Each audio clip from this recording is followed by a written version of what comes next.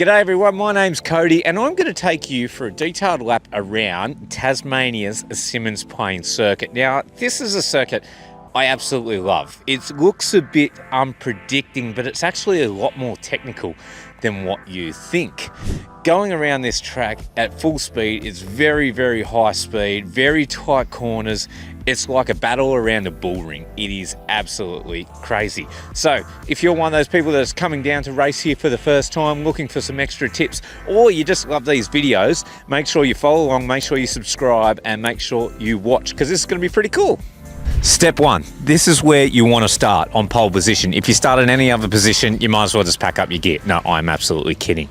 Now, first thing about this front straight is it's not really a straight. It wraps all the way up and around. So grid position 33 or 34 they got for this weekend is all around pretty much at the last corner. It's very, very tricky to get up off that straight, but we'll touch on that later because I want you to turn around, Mr. Dusty, Mr. Cameraman.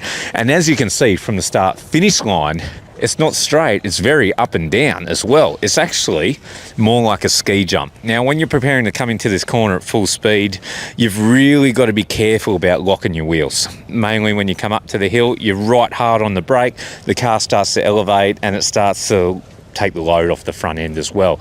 That's when you can lock and that's when you can go straight ahead. So you've got to be very careful about your gear changes. You've got to set your car up. You've got to be prepared to catch it at any moment. It is just crazy and it's a lot of fun. Straight after the ski jump, you've got to get the speed of this car brought right down as quick as possible. If you notice over us through turn 1 into turn 2, it's really, really tight there. And even I would call it the hump in the middle there, can really unsettle the car and just fire you straight into the gravel trap of the other side. So whilst you're coming into this corner really, really high speed, you're going up and over a big bump, trying not to lock the brakes, trying to get the car onto the right hand side so you can slow it down and go left, and make sure you get the speed really good for the exit down one of the first straights into the hairpin section. As you can see, the sausage curb here at the first turn section is huge. If you've got a small car like us and you're hitting this is guaranteed to send you straight ahead into the gravel trap there. But if you've got something bigger, something nice wide tyres, you want to make sure you're capitalising over this as much as possible. You're trying to get the best exit you can possibly get down that long straightaway. So trying to get through here, trying to wipe off the speed coming up over the bump and trying to get out of here as quick as possible is absolute key to a good lap. Now that's a real sausage. Now, fun fact about this section, this is actually where the old start-finish line used to be. So back in the 70s, 80s, this is where they'd roll out from the inside paddock, inside the middle of the track, and then roll up here. So you can imagine if it's bad now, it was a hell of a lot worse back then, trying to line up 30 cars on probably the smallest grid that Australia's got. But this is also a corner not to be doubted in any way. It goes really wide and then it gets really skinny as you start to go down the straight. And this is where a lot of people are trying to get the power down and trying to get past everyone as much as possible. So I've had it a few times where I've come around the corner here and there's been cars parked in the middle of the track. You've got to be really wide-eyed and wide open about it and make sure you give it enough patience coming through here as well. But at the same time, you've got to be full throttle. Be cautious. So apparently someone can check this rumour. They're talking to a few locals about where this track started, what the story is with it and everything like that as well. It's, as you can see, it's a really, really weird design. It's not conventional by any means at all, especially with the elevation changes on the straights and all that type of stuff, the weird dogleg sections and all that type of stuff around the other area. Rumour has it that this place was owned by a couple of farmers, or this was a farm. That farm was doing quite well for itself, and he bought himself an old Formula 1 car or a couple of old hot cars. You know, this is back in the 60s. But they didn't have anywhere to race it. And they're down here in Tasmania, so they thought, bugger it, we'll create our own track. And as you can imagine, by the land and how it's been positioned out, there would have been no town planning, there would have been no engineers reports. There would have been a guy with a tractor and a plough that just ploughed out a track and gone, all right, we've done this way. Oh shit, we've got to one end, we probably need to go the other way and finish off the circuit. That's how I've seen it come along. Fact check me if you can, but that's what the locals are saying. So let's see if we can prove them wrong, or if it's right.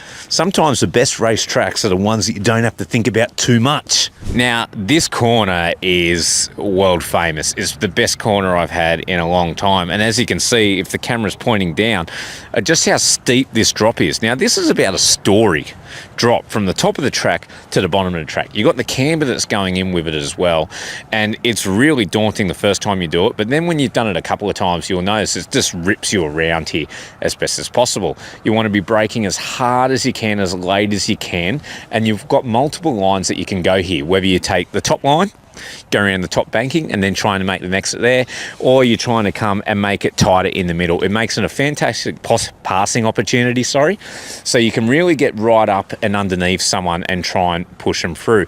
Now, the only thing is, if you've got someone that's taken the top line and you're on the inside line, there's a high chance that they might get a better run out of the corner compared to you. If you're defending, you might want to push them lower and you stay higher to try and get that exit down to the straight, because as you can see, the straight down the back here is full noise, full speed, and absolutely crazy as. And I think I'll show you, because I don't think the camera does really well at how much of a drop this is, and I haven't got a tennis ball or anything like that, so I think I'll just roll down the hill just to show you how much it gets out of control. Oh, okay. Whew. Oh, shit. I'm really dizzy now. You can do it, Kylie. Now, another thing about this corner as well, it's all about the exit. You've got to get out of that corner as quick as you can, as fast as you can, whilst running up against this bad boy. Now, this has been known to knock rear ends out, knock front ends out, and just send you up and over the other side. So if you're running too shallow over there, you're not going quick enough. You need that car stressed and maxed all the way running along this wall as you exit.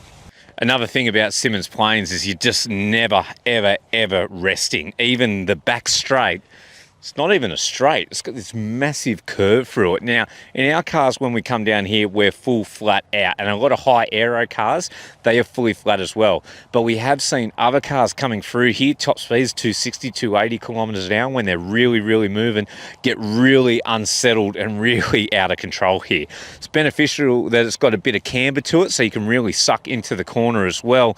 But even if you turn the other way where you see it flatten out, as the corner flattens out, you're straight into the braking zone. So a small car might be right up to the 150, 100 metre board. Bigger cars, you're already turning and trying to brake at the same time for the left-hander. It is a wild ride. The final corner of the circuit, this is the make and this is the breaker. It's not easy to come up to, it's not easy to get out of. Behind us where you see the braking zone, whilst it starts straight, it starts to slowly curve around into the apex. So as you're coming in, you're braking straight, but then you're starting to put a little bit of left hand down as you're coming into the corner, trying to get that trail brake all the way up. Then as you're going out of the corner, you've got to get that speed down, but at the same time, it's starting to tighten up and go around on the front straight or over the front grid, if you call it that. It's really easy. With a little bit of wet here, it can send you straight off onto the other side into the pit lane. I've done it before. It's not really good. I'm sure Dusty will show you the photos now. But you've really got to concentrate on keeping it tight by trying to get the best exit you can to get it ready up onto the front straight. Pretty interesting thing of doing track walks here is the grip levels on different parts of the track. Now, I don't know if the camera can do that, but I'm going to go here. Go like that. See, can we see the camera there? Can I see it? I'm trying to look at it. Okay, put it there. The camera there. This has heaps of grip. This has no grip. And we do it with a technical way of a shoe test. So I can go here and go, oh yeah, it doesn't feel real grippy. But then I can come over here and go, oh God, it's really grippy. So I know the grip's there. So I know I've got to drive out here. So that means if I'm over there, I'm doing it wrong. Don't do it wrong.